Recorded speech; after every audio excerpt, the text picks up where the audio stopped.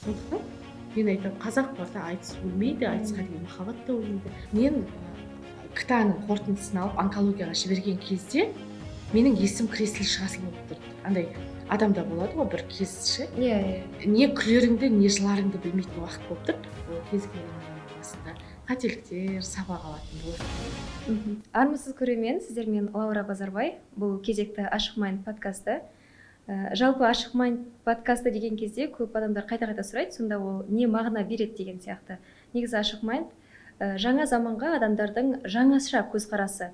Неліктен жаңаша, бұл неліктен маңызды деп ойлайтын болуларыңыз мүмкін, өйткені жалпы статистика бойынша 20 адам лидер болса, 20% адам, 80% адам ергіш адам болады, яғни еруші топ. Соның ішінде ең өзінің ойын айта алатын, өзінің пікірін білдіретін, қоғамның салып берген қандай да бір ойынан өзіндік бөлек пікірі бар адамдарды осындай open mind дейді, яғни ағылшынша айтқанда open mind дейді. Қазақша біз бір қазақша сөз қосып, қазіргі таңдағы трендке сәйкестендіріп ашық mind деп қойдық. Мінекей біздің подкастымыздың негізгі мақсаты, мағынасы осылай. Яғни көзқарасы өзгеше, ерек және еркін адамдарды шақырып, солардан сұхбат алу, солардан ойын білу және бүгінгі күні болып жатырған кез келген мәселелерде әркімнің өзінің ойының пікірі бар. Бірақ әркімнің деген сөз көбінесе қоғамның деген жаңағы жалпылама пішінде немесе жалпылама мазмұнда кетіп қалады. Енді таныстырып өтейін, бүгінгі біздің подкасттың эпизодтың кейіпкері, қонағы Жұлдыз Қазихан. Барша ақтөбеліктер сізді айтыскер ақын деп таниды, соның ішінде мен де. Бірақ бүгін мен сізді подкастқа шақырған себебім, мен сізді жақынырақ тұлғаңызды ашып танығымыз келеді. Жұлдыз Қазихан айтыскер ақыннан бөлек ең алғаш рет жазбаша өлең жазып, жазба ақын болып бастаған екенсіз жолыңыз, иә? Оны жаңа подкасттың алдында дайындық барысында бір-екі ауыз сөз болды ол туралы. Енді өзіңізді жалпы айтыскерден бөлек кім деп таныстырасыз қоғамға? Немесе қалай таныстырған өзіңізге ыңғайлы дейінші? Жұлдыз Қазихан, Жұлдыз. Енді мен айтар едім, адамның тағдырына есімі әсер етеді деген сөзге мен толықтай келісемін. Себебі маған анам айтады да, сен туған кезде менің алдымда әпкем болды, сол кісіге аттарды жазып таңдатқан екен. Оның ішінде Қаламқас деген ат болды деп. Мен анам айтамын да, шүкір, Қаламқас деген ат түскен деп. Себебі өзіме есімім ұнайды, және де бұл есімімнің тағдырыма әсері бар екеніне сенемін. Қаламқас есімді қыздар ренжіп қалмасын, бұл жай ғана Жұлдыз ханымға ұнамайтын есім. Жоқ, одан бұрын енді мен Қаламқас емеспін, мен қасым кішкентай кезінен қалың. Сондықтан да енді білмеймін, маған Қаламқас деген ат бір ескілеу сияқты болып көрінеді. Өзімнің атым, есімім өте жақсы ұнайды, сондықтан ата-анама риза боламын. Енді бұл жерде айтпағым, енді әркім көбінесе менің айтыскерлік жағым айтылады, айтыста жүрген. Себебі айтыста арулар аз болды, қай кезде де, қай уақыттарда да, кешегі ел тәуелсіздік алған жылдарда да, оның алдыңғы жылдарында да, мысалы Әселхан Таушен апаларымыздың кезінде де, Әсия апаларымыздың кезінде де бір 4-5 қыз жүрді. Оның бер жағында Ақмарал Елеубаева, Айнұр Тұрсынбаева, Сараны көбісі біледі. Одан бер жақта Жансайлар шықты. Сондықтан айтыскер қыздар аз болғаннан кейін 15 жылдай Ақтөбенің сахнасында айтыста мен жалғыз қыз болып жүрдім. Сонан Оралбай деген айтыскер ағамыз бар еді, не көбеймейсің, не азаймайсың деп. Сондықтан да айтыскер ақын ретінде көбірек біледі. Мен ол жағына ешқандай ренішім жоқ, себебі мен айтысқа өзімнің жүрегімнің қалауымен келген адаммын. Ал енді негізінен жаңа айтып кеткеніңіз сияқты, бала кезімде 8 жасымнан бастап өлең жазғам. Енді 8 жас дегеніңіз өзіңіз ойлай беріңіз, 2-3 класстарда мен кәдімгідей енді сол кездегі өзімнің санама, сол кездегі ақылыма сай ана, отан, туған жер деген тақырыптарда өлеңдер жазып жүрдім. Бірақ есімде 4 класс оқып жүргенде екен, біздің класс жетекшіміз Тыныштық деген апай ауырып қалды да, соның орнына Наурызды дайындадым мен. Кәдімгі класс жетекші сияқты болып. Сол кезде көктем келді, құлпыртып жердің жүзін ай, көрдік 96-ның салқын көзін ай деп. Сол ана Бекзаттарым айға өлең шығарғаным бар. Соны барлық мектеп, Жұлдыз өлең шығарады екен деп. Сосын жаңағыдай класстағы анамайтын балдар, бірдеңесі қисық тұрған балдар дегендерге өлең шығару. Енді бергеректе мен айтысты магистратурада зерттедім, докторлық диссертациямда айтыс. Сондықтан мен айтам да, айтысты бергеректе зерттеп жүрген кезде ойлаймын, сол кезде менің өлеңдерімде айтыстың элементтері болған екен деп.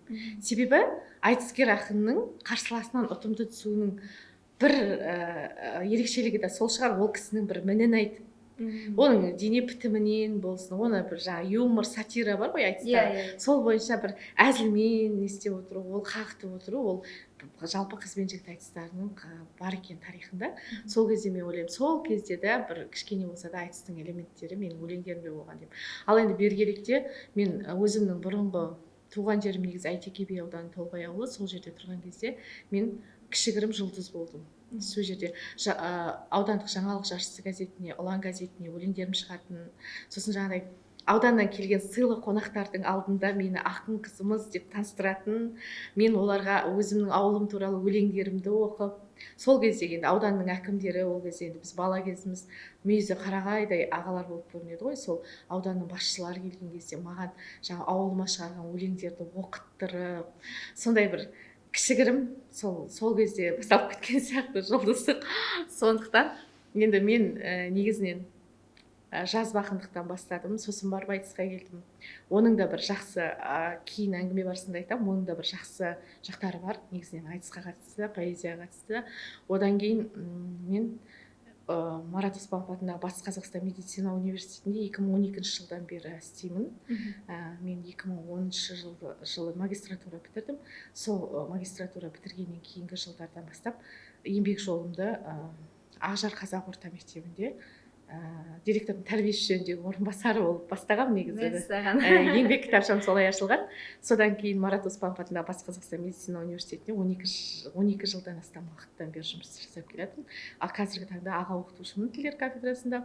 Одан бөлек енді әртүрлі қоғамдағы мәселелерге бейжай қарай алмаймын.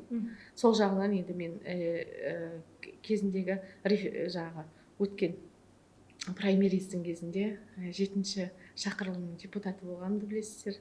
Облыстық мәслихатта 7-ші шақырылым депутаты болдым. Қазіргі таңда енді Ақтөбе облысы әкімі жанындағы әйелдер істері және отбасылық демографиялық саясат жөніндегі комиссияның 5 жылдан бері тұрақты мүшесімін. Енді ол комиссияның да қарайтын көп мәселелері бар қоғамда. Одан кейін қазақ тілі қоғамының алқа мүшесімін. Халықаралық қоғамның облыстық филиалының.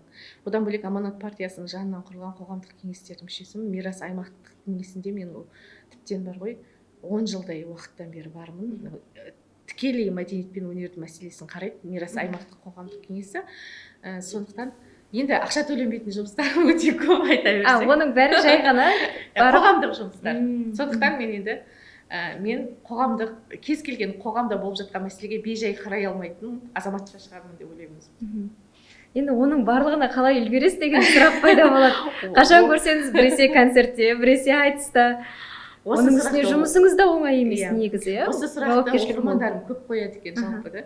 Мен айтамын, адамға 24 сағат, барлығына берілетін 24 сағат уақыт қой, энергия мен ресурсты тиімді пайдалану, жоспармен жүру. Мысалы, мен сізге бүгін сәрсенбі күні сағат 3-те мен Лаура Базарбайдың подкастына барам дедім ба, демек мен ол уақытқа ешқандай шараны қабылдамаймын бөлек.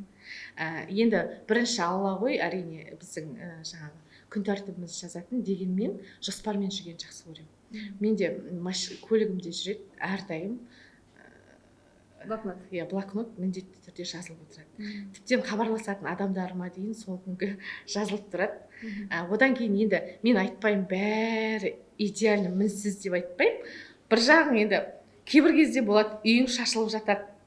Бір шарадан келіп екінші шараға киініп үлгеріп қайтып кетіп жатамын. Кейде көлікте отырып киініп боянып алып тойға кіріп баратын кезім болады. Кейде бір тамақ піспей қалып жататын кездер болады. Сыртынан заказ беріп алдырып жататын. Ондай жағдайлар болып жатады. Дегенмен жаңағы қоғамдағы белсенділікті тоқтата алмаймын. Мен күлем ғой, отбасылық зорлық-зомбылық туралы әңгіме айтып жүрген кезде маған айтады да, сен жүргеніңе, жаңағы неде жүргеніңе, шарамен жүргеніңе уже бірнеше күн болды белсенділеніп жүргеніңе, үйіңе баршы деп. Мен айтамын, мені бос қоймаңыздар. Мені бос уақытымда энергиям бос болса бізде де зорлық-зомбылық басталып кетуі мүмкін деп. Әрине әзіл. Бірақ дегенмен мен энергиямды барынша сырттағы шаруаларға жұмсағым келеді. Одан таусылып қалмайсыз ба? оны балаларға үйдегілерге кейін қалай жеткізесіз?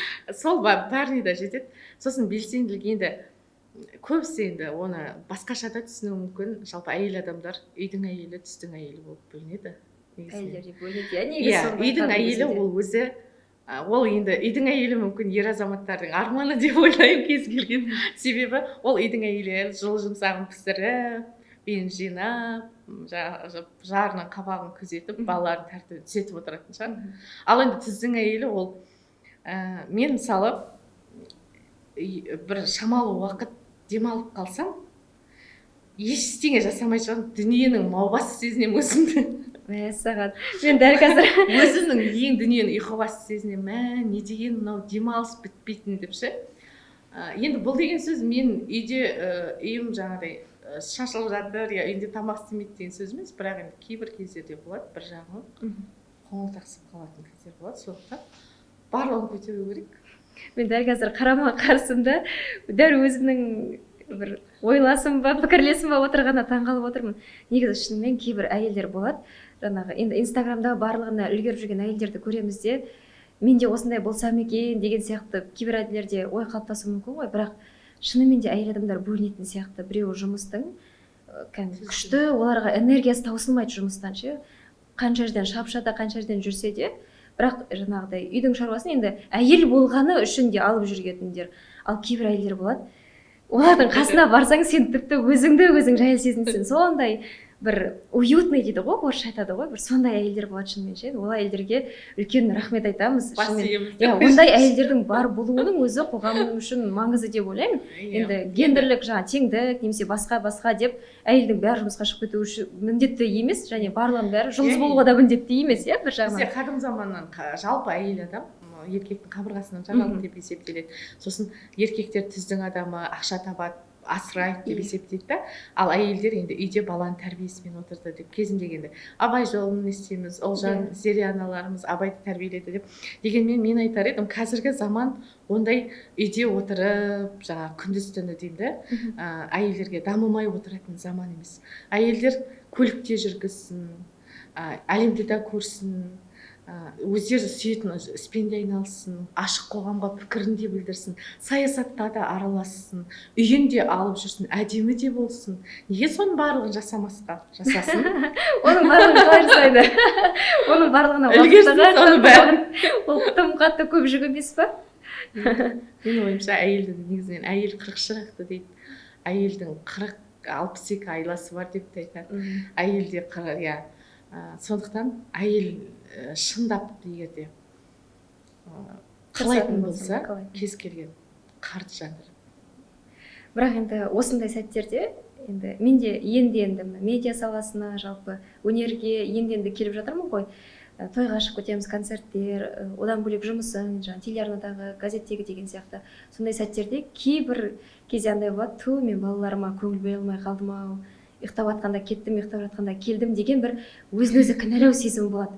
Осы сезім осы барлық әйелдерде бола ма екен, жоқ әлде менде ме деп жаңа бір сұрақ пайда болды. Енді менің сізде ондай жоқ па? Иә, қызымнан сұрайды екен нағашы ағалар, інілер, ше маман қайда десе, мен де солай ғой, таңертең ұйықтап жатқанда шығып кетемін, түнде ұйықтап жатқанда келемін көрмей. Сонда қызым айтады екен, маманы Инстаграмнан көреміз деп. Ол сөзге қалай әсер етті? Иә, енді елдің шаруасын түгендеп, жаңағы ақша табам деп, кейде бір сол өнердің жолында өзімізді көрсетемін деп жүргенде кейде балаларымыз қалып қойып жатыр ма деп та, енді ол ана ретінде кез келген әйелді толғандыру керек шығар. Бірақ дегенмен мен жаңағы баланың бос уақытын ұйымдастырамын деп жүрегі қаламайтын нәрселерге апарып баланы ше, мысалы мен өзімнің құрбыларым ішінде болсын, таныстарым ішінде болсын, баланың прям уақытын бөліп қойып, сағат таңертең 10-да бассейн, 9-да би, 8-де пианино деп қоятын аналарды мен түсінбеймін мысалы үшін. Менің өзім ауылда өстім, еркін өстік бізде. Маған мысалы ешкім айтысқа бағыт бермеді. Тіптен біздің ауылда айтысқа қатысатын айтыскер шықпағанда ғой. Тіптен ауданнан шықпаған ондай адам. Соған қарамастан адамда кішкентай болса да тарыдай талант болса, ол бәрібір жарып шығады.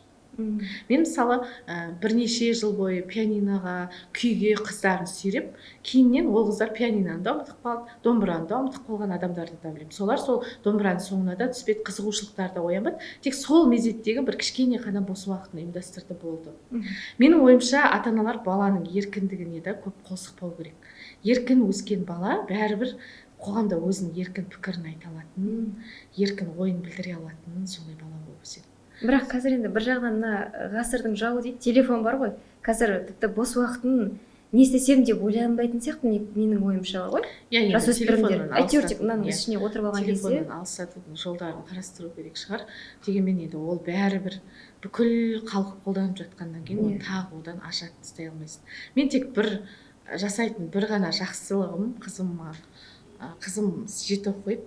Мен оған маған толығымен грамматикалық, лексикалық жағынан қатесіз сөйлем құрап жазбайынша жауап жазбаймын. Мысалы, мама үтір қою керек. Мен дүкенге барып бірдеме алайын деп едім, үтір қою керек. Сіз маған ақша саласыз ба, бересіз ба деп вопросительный сұрау белгісі қойылмаса, оған жауап жазбаймын. Мен ашып тастаймын да, мама қай жері деп отырады, сосын қайтадан жазады, оны қайтадан изменить қылады. Сөйтіп мен айтамын, сен сауатты боласың, одан жаман болмайсың деп.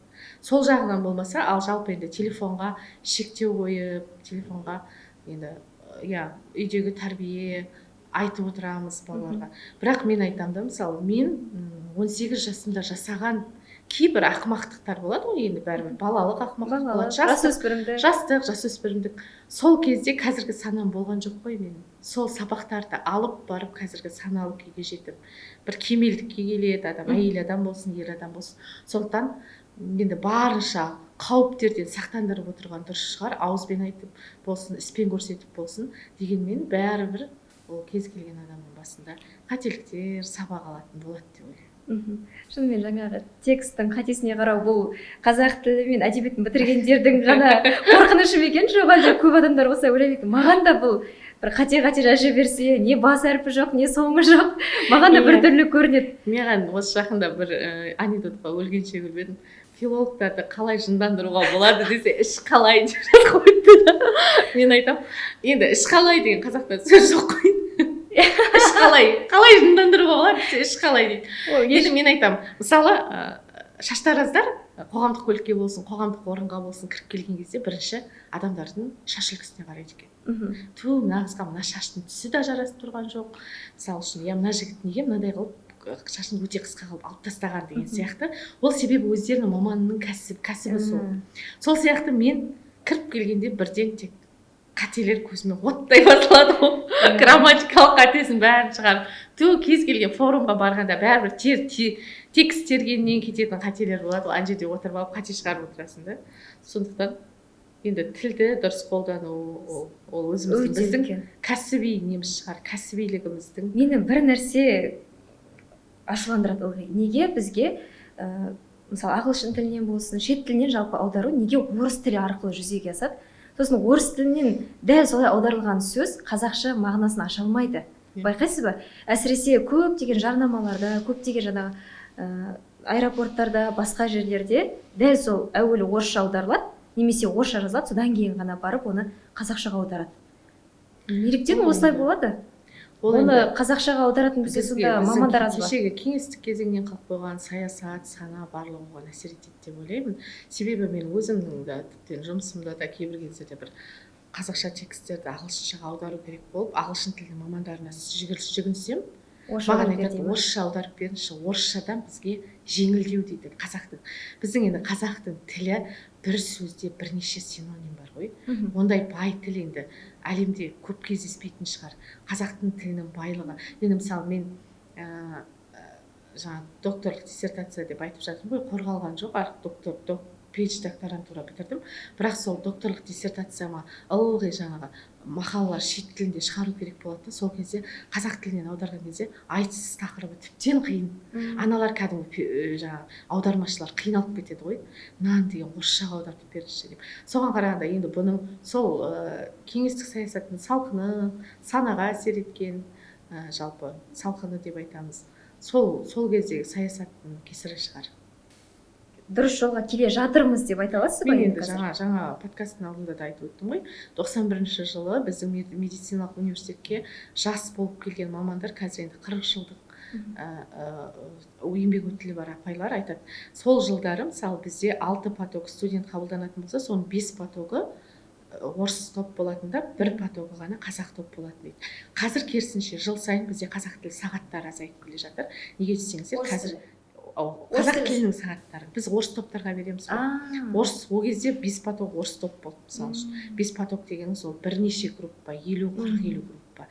Ал мысалы қазір керісінше қазақ поток сондай 5 поток қазақ тобы да, 1 поток қана орыс тобы. Бізде жыл сайын қазақ тілі сабақтары азайып келе жатыр, сағаттар азайып қысқарып келе жатыр. Бұның өзі біздің осы тәуелсіздік алған 30 жылдың арқасында жеткен жетістік деп айтуға болады. Себебі медицина саласының өзін, медицина ғылымының өзін біз жайлап қазақшаландыра бастадық деген сөз, терминдік жағынан болсын, ол жақсы. Ол демек ғылымда болсын, қоғамда болсын, қазақ тілінің мәртебесінің бұрынғыға қарағанда шүкірлігі, оның өзі адамды қуантады. Қазір орыс тілділер, сонымен қоса тағы қандай елдің студенттері бар бізде? Бізде Пакистаннан келіп, Үндістаннан келіп, Ауғанстаннан келіп, Ресейден келіп, Өзбекстаннан келіп оқитын студенттер бар. Оларға сабақ қай тілде түсіндіріледі? Бұлар негізінен ағылшын және орыс тілдерінде оқиды өздеріне. Енді өзбектер, ресейліктер орыс тілінде оқиды, ал жаңағы үндістандықтар, пакистандықтар, басқа шетелдік азаматтар ағылшын тілінде, негізгі сабақтар ағылшын тілінде жүреді де, бізде оларға ағылшын тілінде, бірақ қазақ тілін үйретеміз. Жаңағы Ал үйрену оларға оңай ма жалпы қазір қалай? Біз енді алфавиттен бастаймыз, амандасудан бастап үйретеміз, бірақ 1 жылдың ішінде олар жақсы амансыз ба, сәлеметсіз бе мұғалім, қалыңыз қалай деген кездескен жерде қазақша сөйлеп жатыр деп біздің кафедраға келіп, басқа медициналық профессорлар кейбір кездерде рахмет айтып жатады. Бірақ осы жерде де айта кету керек, бір мәселе сол дүкенге барғанда басқа біздің студенттермен араласқан кезде олар орысшаны қосымша үйретіп жатады да, кейбір кезде үйреніп алады да, кейбір кезде сау болыңыз қазақша ма әлде до свидания қазақша ма деп өзімізден сұрап отырады. Кейбір кездерде сондай жағдайлар кездеседі, ішіңді ашады, дегенмен бәрібір да енді ілгерілеушілік бар ғой, қазақша әйтеуір амандасатын, нан сұрап жейтін қазақшалар бар. Оның өзі біраз есі ғой. Ал негізінен осы ше, бір осы сұрақ біраз көпшіліктің негізі ақтөбеліктердің көкейінде бар сияқты. Шетелден келетін, әсіресе жаңағы Үндістаннан, Пакистаннан келетін студенттер неліктен бізде оқиды, неліктен Қазақстанда оқиды? Өйткені енді өкінішке орай өзіміздің қазақстандықтар өзіміздің медицинаны көп қатты қабылдай алмайды. Білетін шығарсыз, қатты үлкен аурулар болса, жаңағыдай оны шетелге барып емдеткенді жақсы көреді, шетелге барып диагноз жасатқан жақсы көреді. Неге ендеше шетелден бізге келіп оқып жатыр деген сұрақ пайда болады да? Бұл жерде олар тек медициналық базалық білім алады. База жайлы. Өз елдеріне барып, оны практикада, тәжірибеде қолдану мүлде басқа дүние ғой. Мысалы, білімді алып оқи беру мүмкін, оны тәжірибеде. Мысалы, сіз ағылшын тілі курсына барасыз, ағылшын тілін 1 жыл оқисыз, сіз оны тәжірибеде қолданбасаңыз, бәрібір ұмытып қаласыз күнделікті, жаңағы болмағаннан кейін, сөйлесу болмағаннан кейін. Сол сияқты олар оқиды, базалық білімді, медициналық бәріне берілетін адамның, мысалы, Индияда адамның қаңқасы басқа, Қазақстанда басқа емес қой. Сол бір қаңқа, бір мүшелер, бір аурулар. Олар осы жақтан базалық білімді алып алады да, бірақ өз еліне барып, практика жүзінде, тәжірибе жүзінде өз еліне барып, қосымша сертификат алады да, олар жұмысқа кіріседі. Яғни өз еліндегі, мысалы, дамыған аппараттар ма, медициналық өз еліне барып, әрі қарай жаңағы мықты профессорлармен жұмыс істеу арқылы олар әрі қарай тәжірибе алып кетеді. Біріншіден, екіншіден, мен осы ауғанстандық пекен, пакистандық бір студентімнен сұраған кезінде олар айтты, бізде әр семестр сайын $5000 төлеу керек дейді, оқу ақысы, медицинада оқу үшін. Мысалы, есептеп көріңіз, $5000 деген біздің ақшамен біраз ақша. Оны әр семестр сайын төлеп көріңіз деймін да. Оларға біздің университетке, мысалы, біздің студенттер $1 000 000 оқитын болса, мен жалпылама айтып жатырмын, нақты үстінде бір копейкалар бар, білмеймін. Олар бізде 2 есе содан көп оқиды, 2 миллионға оқуы мүмкін. Бірақ олардың ақшаларында, олардың несінде теңгемен ол ештеңе емес. Сондықтан біздегі оқу арзан біріншіден, сосын қолжетімді баға оларға, бірақ сосын олар Қазақстанда қалып жұмыс істеп жатқан жоқ қой, олар бәрібір өз еліне кетіп тәжірибе жүзінде өз еліндегі медициналық аппараттармен өз елінде жасап жатыр. Ал негізінен мен айтар едім, Қазақстанның медицинасы өте жақсы қарқынды дамып келе жатыр. Себебі мен жаңа подкасттың алдында айтып өткен онкологиялық ауруға күдік болды деп айтқан кезде, мен мысалы өзімнің ұстазым айтыстағы Айнұр Тұрсынбаеваға звондап бір жылаған уақыттарым болды. Енді ол кездерді есіме алсам қиын жағдайлар болды. Сонда мен онкологиялық ауруханада болған кезде маған көп Түркияға барып $20,000 20 миллионға тіптен теңгеге операция жасатып келген осы ақтөбелік азаматшалардың айтқаны, Түркиядағы медицинада тек қана роскошь, яғни жайлылық, мысалы қонақ үй сияқты больницалары бүкіл жағдайды жасап жүгіріп жүргені болмаса, дәл осы операция, дәл осы аппараттармен дәл осылай жасады деп. Сондықтан мен айтар едім, біздің Ақтөбенің медицинасы, соның ішінде Ақтөбе Батыс Қазақстан медицина университеті, оның ішінде Ақтөбенің медицинасы біздің онкологияны бүкіл Қазақстан мақтайды. Бізге мысалы Атырауда да бар онкологиялық аурухана, бірақ Қызылорда, Атырау, Алматыдан келіп емделетіндер бар. Бізде өте қолы алтын дәрігерлер бар. Мысалы Әріп Көбековичтің өзі неге тұрады деймін, Қойшыбаев. Ол кісі профессор, мысалы онколог, біздің университетте әріптесіміз ғой. Оның жанында жаңағы тәлім алып жүрген шәкірттері мен басым деймін. Сондықтан мен Қазақстандағы медицина дамымай жатыр десе, мен айтар едім, мүмкін ол бір қандай да бір медицинаға бөлінген қаржылардың желінуінен, медициналық аппараттардың жетіспеуінен болуы мүмкін, бірақ біздегі мамандар өте мықты. Білім бойынша дамып жатыр деп айтасыз, айтар едім. Енді жаңа айттыңыз ғой, онкология бір кездері сізде табылды деп, сол туралы айтыңызшы, ол қалай болды? Жоқ, табылды емес, күдік болды. Күдік. Осы ақпан айында, осы жылдың, осы жылы міне, 1-2 ай бұрын, ақпан айында мен кішкене қызуым көтеріліп 5 күндей ауырдым. Ана қызу 40 градус қызуға балалар шыдағанмен үлкен адам шыдай алмайды екен. Анандай қол аяғым дірілдеп, татау шыдай алмайын, 103 шақырып инфекциялық ауруханаға жатқызылып, одан шығып КТА-ға түсу керек болып, сондай бір компьютерлік томографияға түскен кезде менде осы онкологиялық ауруға күдік болды. Мен КТА-ның қорытындысын алып онкологияға жіберген кезде менің есім креслі шығасыл болып тұрды. Андай адамда болады ғой бір кезші, не күлеріңді, не жыларыңды білмейтін уақыт болып тұрды. Бірақ менде сенген жоқпын, мүлде сенген жоқпын. Мен өзім позитивті адаммын ғой. Әрдайым позитивте жүрдім. Мен соның қорытындысымен мен онкологияға жібердім. Енді онкологиялық аурухана ол біздің университеттің медициналық базасы, клиникалық базасы. Сондықтан менің ол әріптестерім. Сондықтан мен алып бардым. Алып барған кезде мен олардан онкология емес деген жауапты күтіп бардым. Себебі менде 100% өзімде сенім болды, онкология емес деген. Себебі мен жаңада айтып өттім, мен андай денсаулығына салғырт қарайтын, мүлде дәрігердің алдына 3 күн қалғанда баратын қазақ емеспін. Мен жаңағы жыл сайын мүмкіндігінше барлық бір жерім кішкене ауырып бастаса қаралып, емделгенді жақсы көремін, жиі тексерілгенді жақсы көретін адаммын. Бірақ бұл қалай деген, менде өкпеден онкологиялық күдік болды. Өкпе енді онкологиялық ауруханаға барғанда мен дәрігерлер ақылдасып жатқан кезде мен осындай коридорда күтіп отқанда менде сенім болды. Қазір шақырып алады да, сізде ештеңе жоқ, қателесті деген әңгіме айтады деген сеніммен отыр едім. Бір кезде сізді шақырып жатыр деді. Кірдім, кірген кезде маған айтты, Жұлдыз Хазиханқызы, сіз кәсіби дәрігер болмасаңыз да жаңағы медицина университетіне сабақ бересіз, әріптессіз, сондықтан білесіз. Біз сізге өтірік айта алмаймыз. Мына жерде үлкен образование көрсетіп тұр өкпеде. Өкпедегі метастаздың жайылуы бұл онкологияның ең соңғы стадиясында болады негізінен. Сол сәтте менің бүкіл өмірім 180 демей ақ қойын, 360 градусқа өзгерді.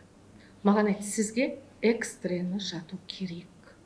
Қазір сізге 2 сағат уақыт беріп, үйіңізге барып заттарыңызды алып келуге, келесіде жатасыз, тексеріс керек деді. Сол сәттегі менің күйім ана көңіл күй не еш жан дүниемде болып жатқан жарылысты вообще адамға айтып жеткізе алмайсың. Себебі жаңа айттым ғой 360 градусқа өзгерді. Мен 2 сағаттың ішінде үйіме барып келдім. Жылап бардым, не күлерімді білмеймін, не жыларымды білмеймін. Сондай бір сәттер өтті басымнан. 2 сағаттың ішінде қайтадан келдім онкологиялық ауруханаға. Енді ондай сәттерде адам айналасынан білмеймін, жылу сөз іздей ма, жылу іздей ма дейін десең, телефонға мүлде қарағым келмейді. Ешкімге айтпадым, мен құпия сақтадым. Ешкімге айтпадым, білдірмедім. Ауруханадамын деп 1-2 болды салып жүргендерім, но мен жаңағы арпалысып жатқанымды, жаңағыдай жылап жатқанымды, әлсіздігімді көрсеткім келмеді. Тек қана Айнұр Тұрсынбаева мен ұстазым ғой, соған мен жылап қоңырау шалдым. Сол кезде ол айтты: неге? Сен неге жылап жатсың? Болса болды. Демек саған сол сынақты беріп тұр Құдай. Көтересің, анықталып алсын. Сосын, егер мүмкіндіктері болмай жатса, Түркияға келерсің. Сол сөз маған үміт сыйлады, енді ол жасырмау керек ол кезде.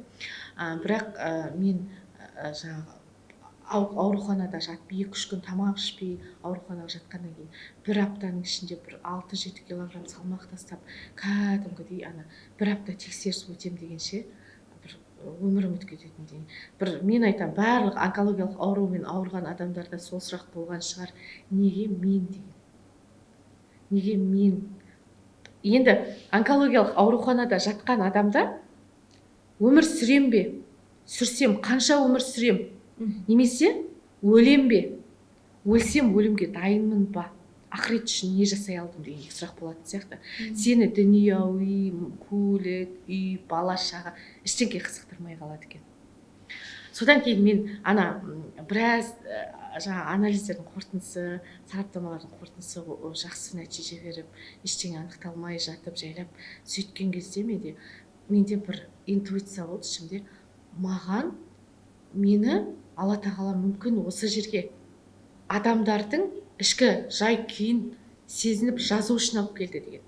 Баяғыда білесіз ба, бір кино болып еді ғой, түрмеге бір психолог арнайы түрмедегі адамдардың психологиясын түзеледі ме екен олар деген ниетпен түрмеге барып кәдімгі сотталған адам қылмыскер ұқсап түседі де, сонда шыққан кезде түрме адамды түзетпейді, жөндей түтеді деп айтып шығады психолог.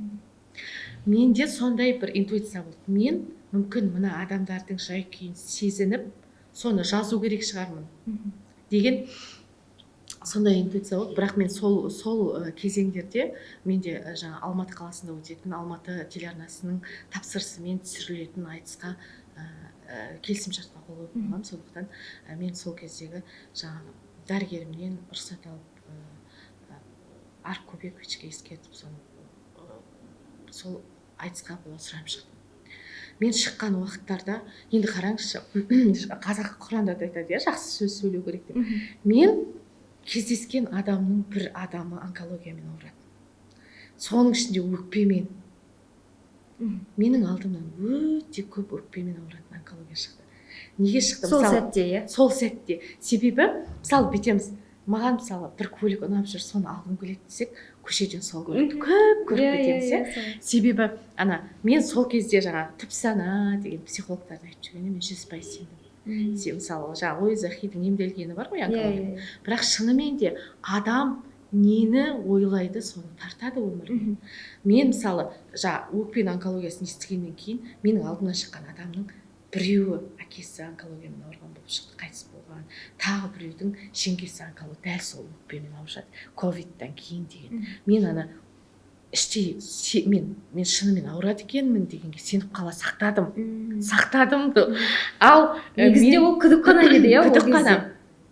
Бірақ менде бір моменттер болды, дәрігерімді мазалаған, дем жетпей қалған сияқты болған.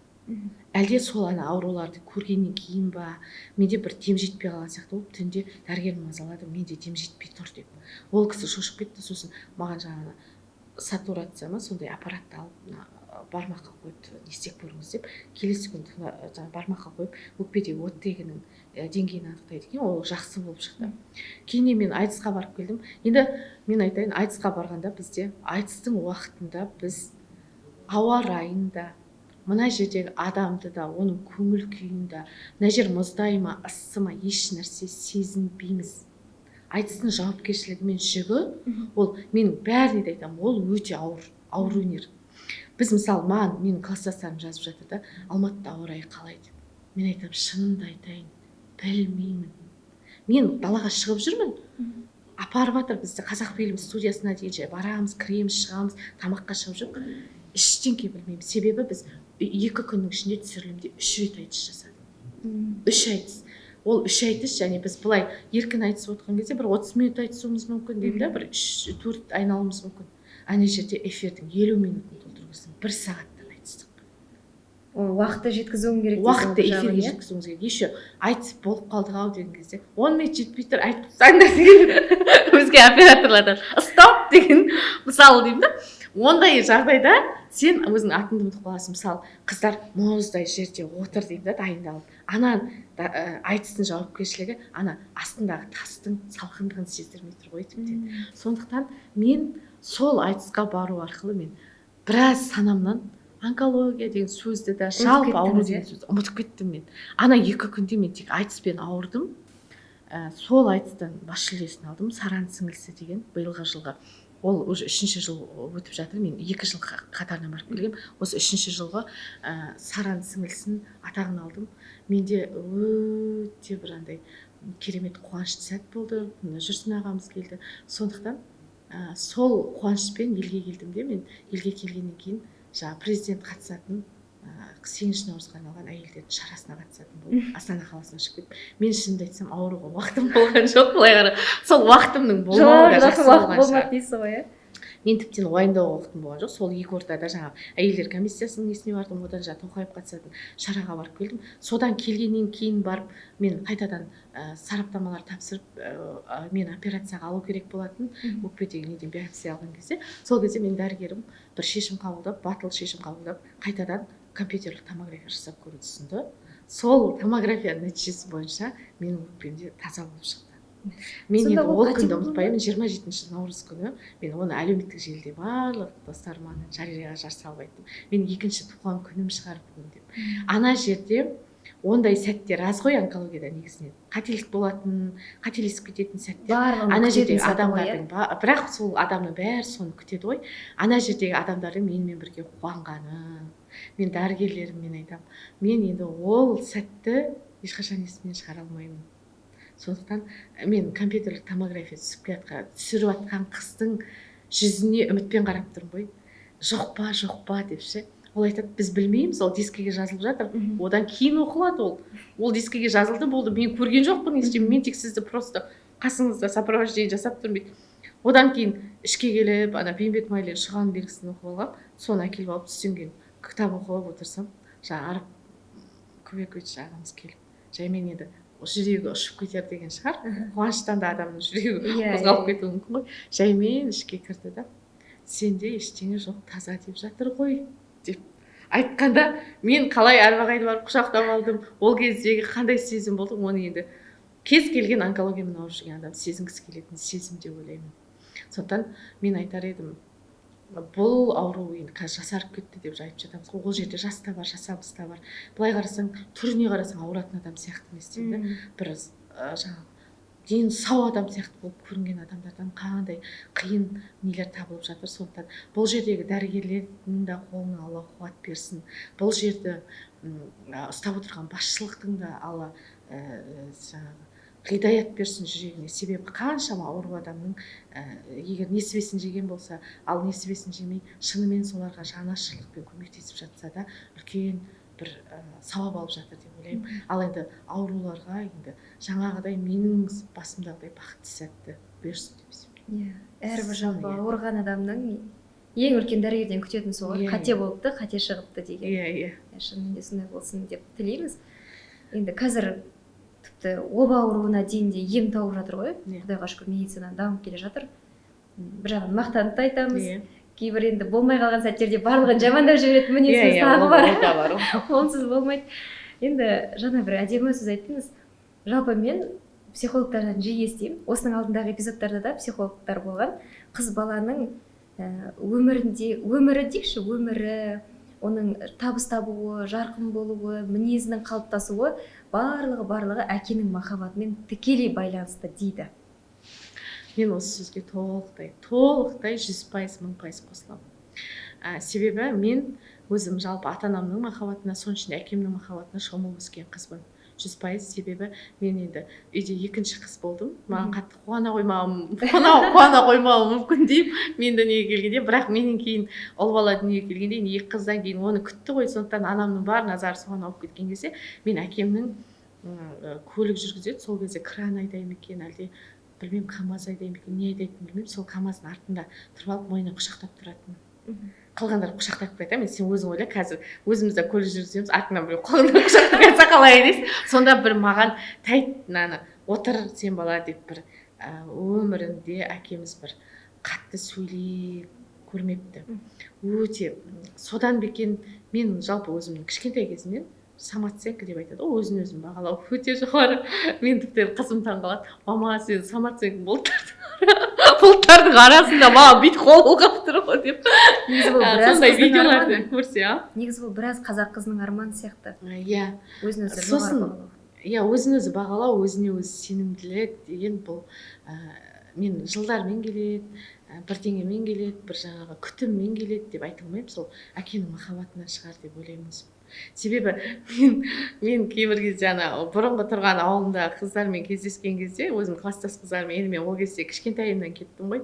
Менің оқушы кезімдегі бұзықтықтарымды айтады да, енді мен қысыламын. Бірақ менде енді ондай асаулық деп айтайын ба, мінез деп айтайын ба, енді ол ақынға керек дүние негізінен. Ол керек дүние. Енді ол басбұзарлық емес, ол балалық тентектік те бар шығар.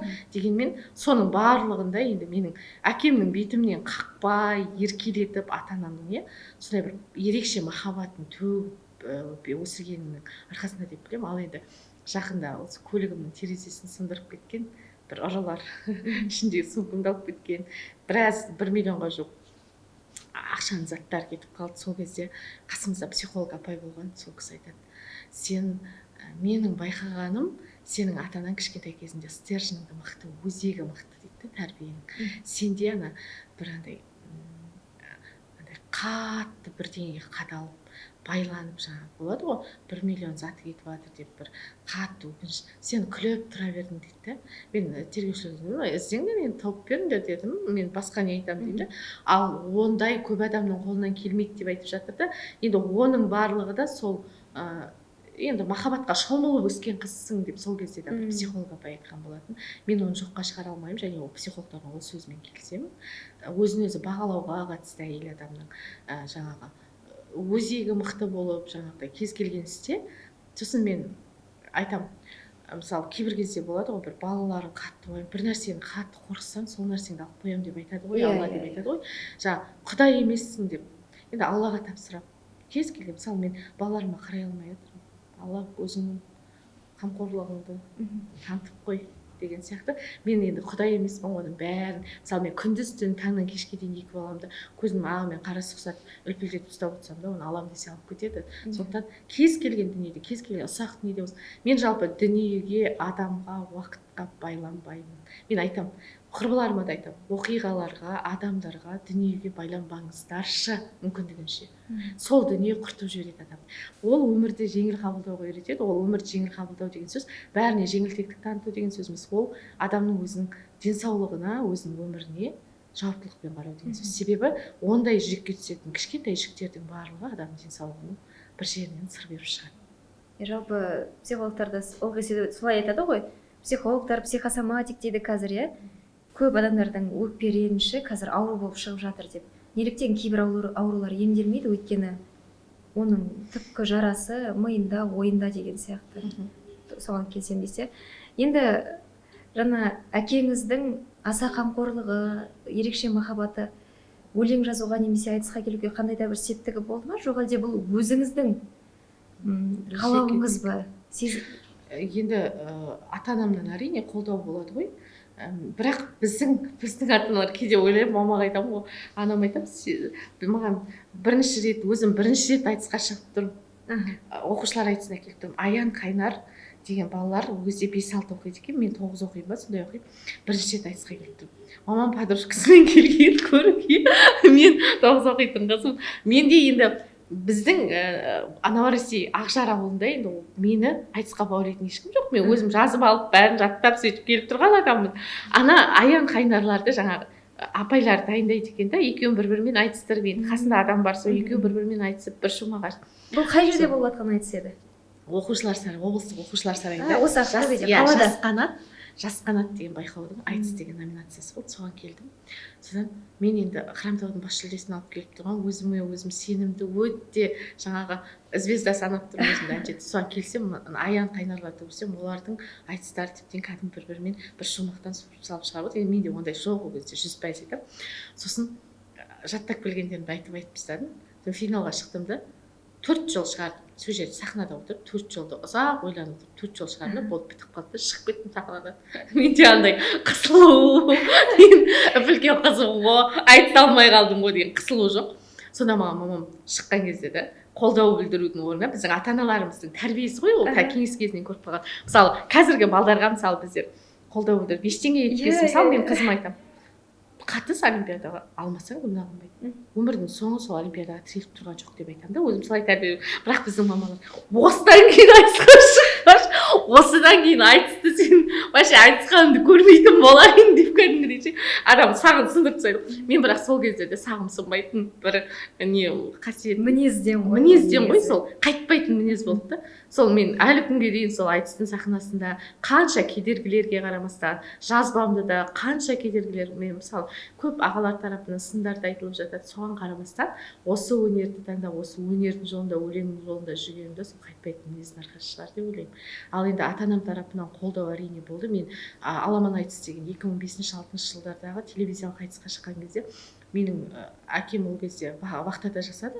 кетіп қалған. Енді менің айтысымды кассетаға бастырып алатын еді ғой, ол кезде кассетаға бастырып алып келгеннен кейін әкеме көрсетсе, жаңағы мына бала өзі тиісті ғой, неге үйтеді екен деп тұрып кетіп аут темекі шегуге шығып келеді дейді. Сосын мама айтады, болды құрсын, айтыс бұдан бас жүлде алып келіп қызың жеңіп келді, уже отырып көрсейші десе жақты көре алмайды екен да. Баласы атқа шапса, ата-анасы жаңағы тақымын үйде отырып қысады деген сияқты. Соны әкемнің маған деген махаббаты ғой, сол жазылып қойған айтысты көре алмай жүр да, уайымдап та темекіні қайта шегіп деп мамам айтқан кезде ой күлгенім бар. Сондықтан енді әрине ата-анамның тарапынан өнерге, өлең жолына келуге қолдау болды 100%. Енді сіз өлең жазып жүрген адамсыз, жазбаша жазып жүрген адамсыз, иә? Қайдан ой келді деймін да, айтысқа қатысам деген? Өзіңіз оған дейін бір суырып салып біреумен айтысып көрген жоқсыз. Кім айтты? Бұны жаңа айттым ғой, мектепте оқып жүрген кезде біздер Толыбайда жүрдік. Ол Толыбай Ақтөбеден 500 шақырым жерде. Әйтеке би ауданынан 250 шақырым. Біз жылда олимпиадаға қатысам деп барамыз да кешігіп қалатынбыз. ДТК 700 не бар ауылда, сондай көлікпен барамыз, ылғи кешігіп қаламыз. Өмірі біз бір жарысқа барамыз да қатыса алмай келеміз. Біздің ауылдан ондай мүмкіндік болған жоқ қатысатын. Ал енді мына Новороссияға көшіп келгеннен кейін бір күні музыкадан беретін марқұм болып кетті, Мақсат деген апайым айтты, сен жұлдыз айтысқа қатысасың, сен өлең шығарасың ғой, сен жазып ал, мен саған жаңағы домбыраны, мен жаңағы самочкам деп айттым ғой, домбыраны шертемін де қоямын әлі күнге дейін. Сол күнгі шертіп үйреніп алған, сол әлі күнге дейін бір барып бір профессионал домбырашыдан домбыра үйренейін деген құлық болмапты ғой. Соны жаңағы шертемін де қоямын, соны шертетінді үйретіп жіберді. Сонымен бардым да қатыстым.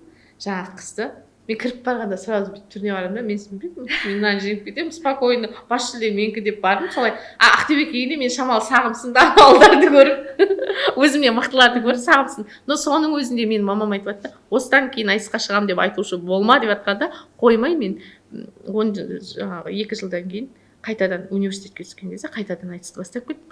Сол университетке түскен жылы тілдерді дамыту басқармасы ұйымдастырған айтыста Кәрім Айнабеков ағай бір сары көйлегім болды.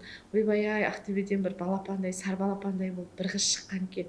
Соған бір бас жүлде берейікші деп, андай енді сол жерде мен бас жүлдеге лайық айтыс жасадым деп айта алмаймын, себебі ұмытып та қалдым. Сол жерде маған кәдімгідей көтермелеумен, қолпаштаумен, Кәрім ағайдың бір батасымен мені үлкен жолға салып жіберді десе болады. Сол мені қанаттандырды да.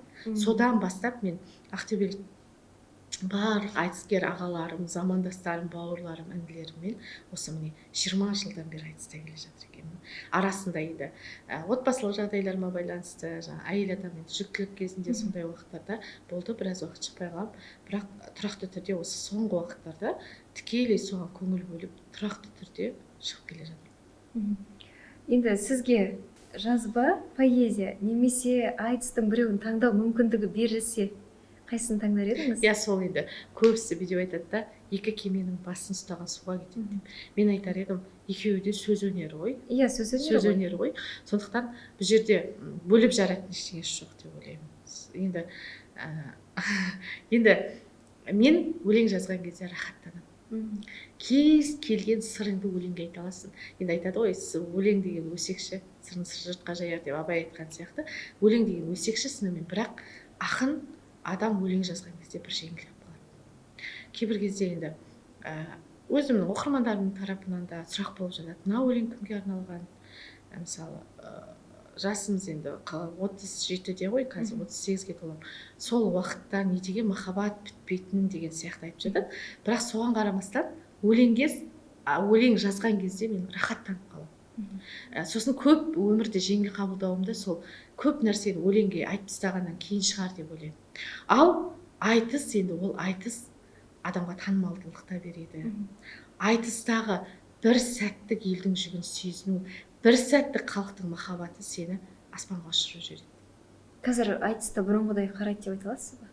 Мен айтысты қай заманда да өлмейді деп айта аламын. Себебі қазір мысалы ютубтағы ең көп қаралып желайтын қазақы ұлттық бояуы бар бір дүние болса айтыс. Сондықтан мен айтамын, қазақ барда айтыс өлмейді, айтысқа деген махаббат та өлмейді. Жастардың да қызығушылығы бар. Сол жастардың қызығушылығын ояту үшін жұлдыздарды да айтыстырып көрді жаңағы.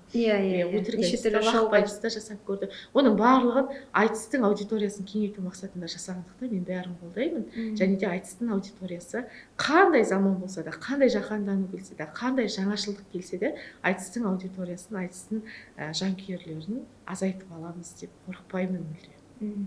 Иә, сенімсіз. Енді бұл сұрақты мүмкін сізге көп адамдар да қойған шығар. Мен сіздің дауысыңызды алғаш рет естігенде айтыстан. Біліп отырсыз ғой, сұрақтар қарай. Айнұр Тұрсынбаеваның дауысын естігендей болдым. Кешеде сіздермен бір концерттерде болып қалған кезде, соның даусынан аумайды екен деген сізге тағы өзіңізге тікелей айтып жатқан адамдарды естідім. Бұл сөз немесе комментарий сізді ренжітпейді ме? Адам жалпы өнерге келгенде еліктеушіліктен келеді ғой, еліктеушіліктен келеді. Мен Айнұрды бала кезімнен көрдім, еліктедім. Мен айтатын, мен жастарға да әрдайым оқушылармен кездесу барғанда айтамын, балалық арман орындалады, ол кіршіксіз, таза көңілмен, махаббатпен армандайсыз. Мен Айнұрды бір көруді армандадым, ал мен қазір Айнұрмен құрбымын. Мен Айнұрға кез келген сырымды айта аламын, кез келген мәселемді айта аламын. Мен онымен өзімнің үйімде де қаншама рет қонақта болып, қонып, балама қанша сыйлығым, өзіме қанша, менің жұлдызым кітабымның тікелей демеушісі Айнұр ханым, қанша айналамдағы адамдарға көмектесті, қанша ауру таныстарыма көмектесті деймін. Сондықтан мен Айнұрдың өнердегі жолына еліктемеген айтыста қыз жоқ шығар. Дегенмен мен өзімді тікелей шәкірті деп айтамын. Себебі енді Айнұрға мен тек қана дауысымды емес, түрімді ұқсатады. Осы жақында TikToktан біреу жазды, мынау Айнұрдың семіз-түр екен. Енді толық деп те жазбайды, семіз-түр екен деп. Соны Айнұрға скринлап жіберсем, Айнұр жарылып жатыр ғой. Мен айтамын, енді былай, мен кешегіде ауруханада жатып шыққан кезде де, ауруханадағы кісілерді, біз сізді қайдан көрдік десем, сөйлеп отқаныңыздың өзі Айнұрдан айнымайды деп айтады. Енді ол Айнұрға бір мен өнерін сүйдім, оның соның мақамымен айтамын. Бірақ мен Айнұрды дәл солай сөзін, сөйлемін, түрін бәрін қайталап алайыншы деген ой болған жоқ. Енді ол екеуміз біздің түскен фотоларымыздың астында, Айнұрдың парақшасына салған фотолардың астында енді сіңіліңіз ба, аумайды екен деген адамдар өте көп та. Соны Айнұрда күледі, көбісі ұқсатады. Енді ол табиғи сәйкестік па, әлде менің соған деген Айнұрдың өнеріне, өзіне деген махаббатымнан туып кеткен сәйкестік па білмедім, бірақ көп адам ұқсатады.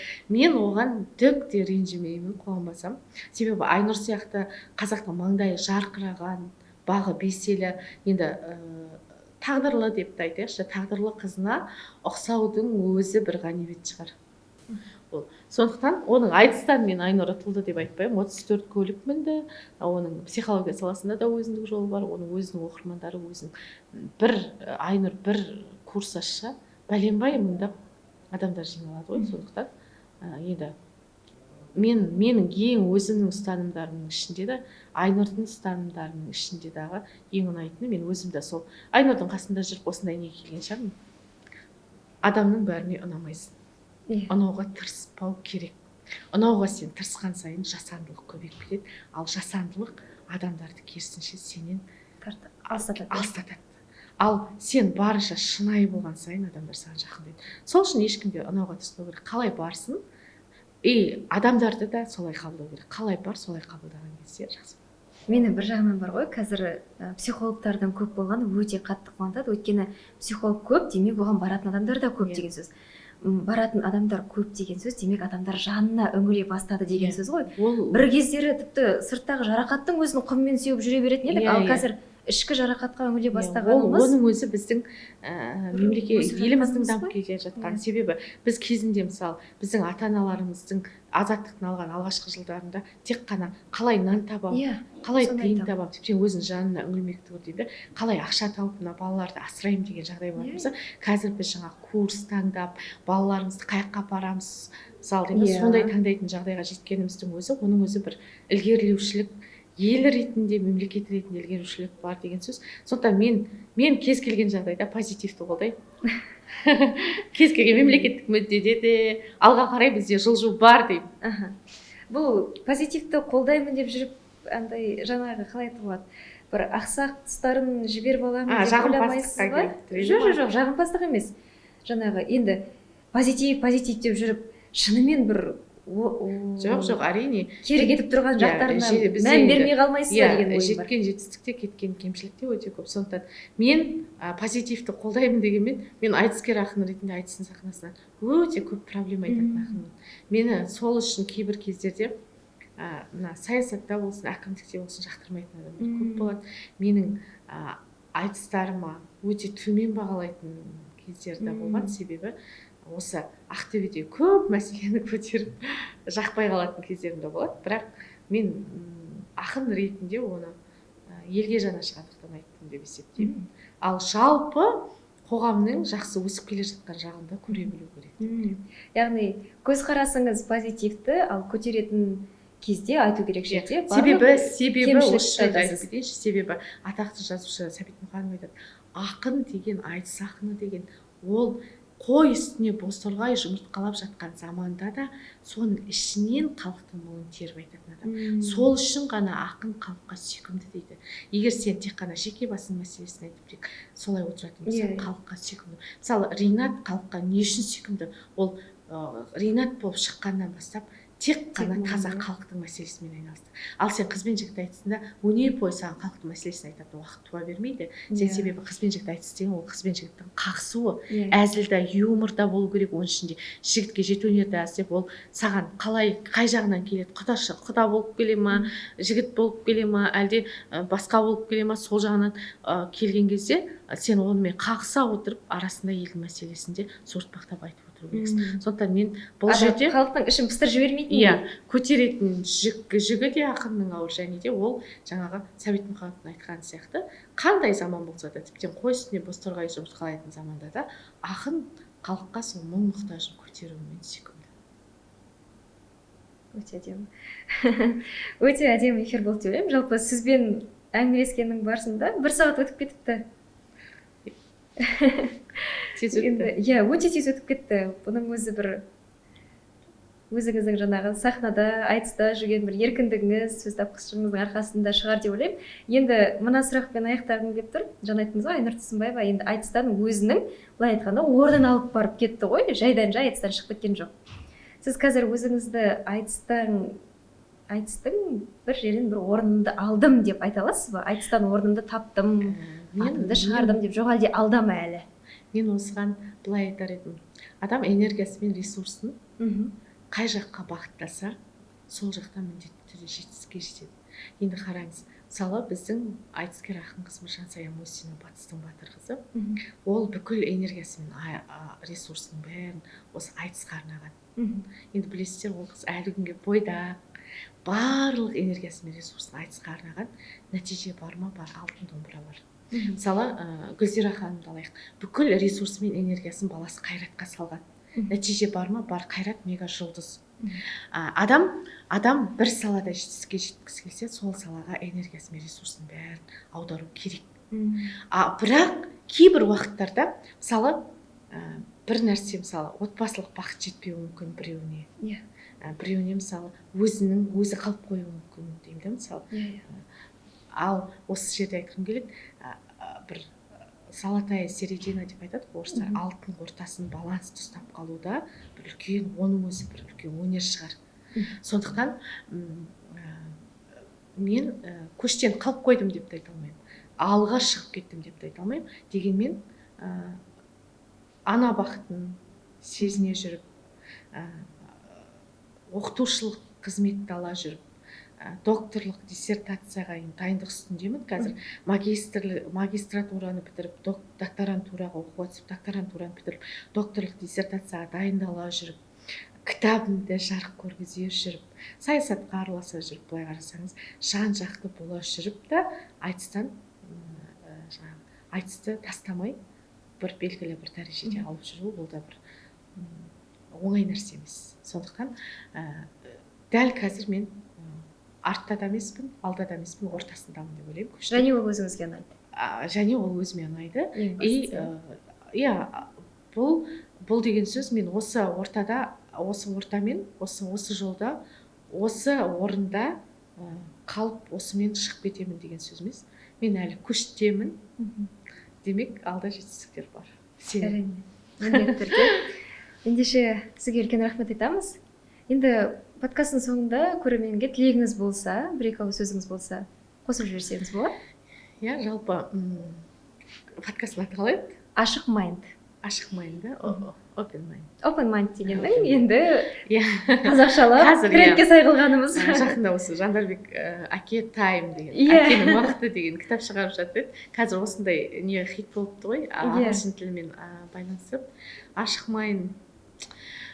Енді ашық көзқарас, қоғамнан бөлек көзқарас деп айтып жатырмыз. Сондықтан барынша мен енді өзім туралы сырттың пікірлерін естіген кезде кейде өзім жағамды ұстаймын.